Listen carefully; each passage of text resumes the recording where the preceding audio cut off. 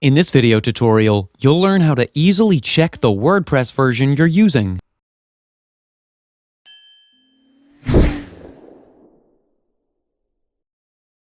To know which WordPress version you're using, first you need to log into the WordPress admin dashboard. On the dashboard page, scroll down to the bottom.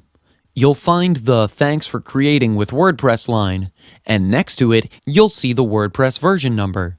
This is the easiest way to know which version of WordPress you're on. If you can't find WordPress version information in the dashboard, then go to your website,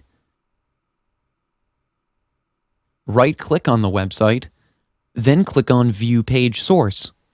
This will load the site's source code in the browser window. Press Ctrl F to get the search option, and type generator in the search. And here you can see what version of WordPress you're using. This is how you can check the WordPress version you're using. That's it for today's video. If you have any questions or comments, please leave them in the comment section below. And if you like the video, please click on the like button. If you're new to our channel, hit the subscribe button and tap that bell icon so that you don't miss any of our future videos.